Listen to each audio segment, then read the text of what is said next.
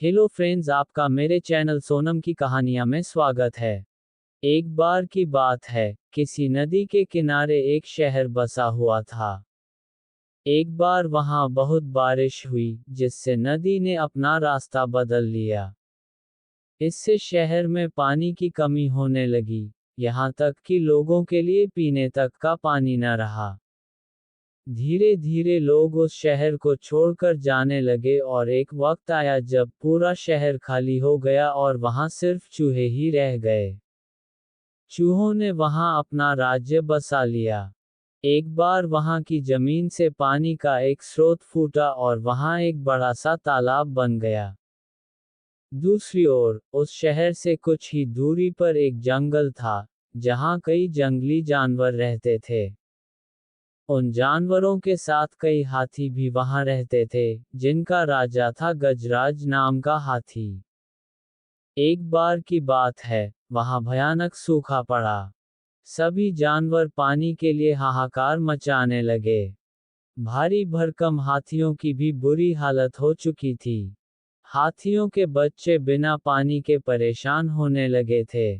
इतने में गजराज का दोस्त चील वहां आया और उसने खबर दी कि खंडहर बने शहर में एक पानी का तालाब है।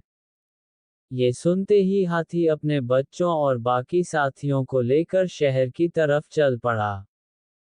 कई हाथी उस ओर चल पड़े। रास्ते में चूहों का शहर भी पड़ा। उन विशाल हाथियों के पैरों तले कई चूहे दबकर मर गए। इतना ही नहीं, हाथी फिर उसी रास्ते से वापस आए और कई और चूहे फिर मारे गए।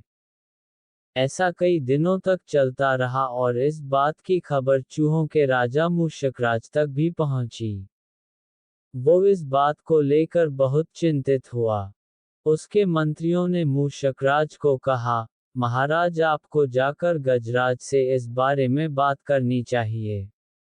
उनकी बात सुनकर मूषकराज, गजराज के जंगल उससे बात करने गया। एक बड़े से पेड़ के नीचे गजराज खड़ा था। मूषकराज वहां सामने पड़े एक बड़े से पत्थर पर चढ़ गया और कहने लगा, गजराज को मेरा नमस्कार। मैं मूषकराज हूँ। मैं उस खंडहर बने शहर में अपनी प्रजा के साथ रहता हूँ। हाथी को मूषकराज की बात ठीक से सुनाई नहीं दे रही थी। वो थोड़ा नीचे झुका और चूहे की तरफ अपने कान करके बोला, हे नन्हे प्राणी, आप कुछ कह रहे थे, क्या आप फिर से कहेंगे? ये सुनकर मूषकराज ने फिर से अपनी बात दोहराई, मैं मूषकराज हूँ।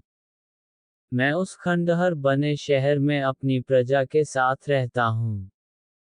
आप और आपके अन्य हाथी मित्र जब भी तालाब की ओर जाते हैं, तो कई चूहे आपके पैरों तले दबकर मर जाते हैं। कृपया करके ऐसा न करें, वरना बहुत जल्दी हम में से कोई नहीं बचेगा। ये सुनने के बाद गजराज दुखी होकर बोला, मुझे पता ही नहीं था कि हम इतना बुरा कर रहे थे। हम तालाब तक जाने के लिए कोई और रास्ता ढूंढेंगे। ये सुनते ही चूहा बहुत खुश हुआ और बोला, गजराज, आपने मुझ जैसे छोटे से प्राणी की बात सुनी, मैं आपका आभारी हूँ।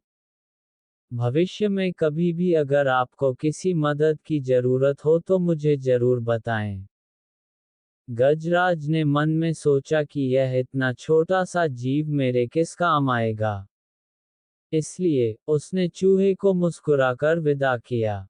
कुछ दिनों तक सब कुछ ठीक चल रहा था कि एक बार पड़ोसी देश के राजा ने अपनी सेना को मजबूत करने के लिए हाथी रखने का फैसला किया। राजा के मंत्री और उनकी सेना ने जंगल में कई हाथी पकड़े। हाथियों के पकड़े जाने की चिंता गजराज को सताने लगी। एक रात गजराज इसी चिंता में जंगल में टहल रहा था कि अचानक उसका पैर सूखी पत्तियों में छिपाए जाल पर पड़ा और वो जाल में फंस गया। हाथी जोर जोर से चिंघाड़ने लगा, लेकिन कोई उसकी मदद के लिए नहीं आया। इसी बीच एक भैंस ने हाथी की आवाज सुनी। वो गजराज का बहुत आदर सम्मान करता था, क्योंकि एक बार गजराज ने भैंस को गड्ढे से निकालकर उसकी जान बचाई थी। गजराज को जाल में फंसा देख वो बहुत चिंतित हुआ और बोलने लगा, गजराज मैं आपकी मदद के लिए क्या करूं? अपनी जान देकर भी मैं आपकी मदद करूंगा गजराज। गजराज ने कहा, तुम जल्दी से जाकर उस खंडहर शहर में रहने वाले मूषकराज को मेरी खबर दो। गजराज की बात सुनकर भैंस दौड़ता हुआ मूषकराज के पास गया और उसे सारा हाल बताया। मूषकराज ने जैसे ही यह बात सुनी वो अपने कई सैनिकों को लेकर भैंस की पीठ पर बैठ गया और गजराज के पास पहुंचा। फिर चूहों ने मिलकर जाल को काटा और गजराज आजाद हो गया। इसके बाद गजराज ने मूषकराज को धन्यवाद कहा। सभी खुशी खुशी रहने लगे। गजराज और मूषकराज की दोस्ती भी गहरी हो गई। कहानी से सीख, कोई भी प्राणी छोटा नहीं होता है, जरूरत होती है तो बस प्यार और विश्वास की। आपसी प्यार हर तरह के दुखों को दूर कर सकता है।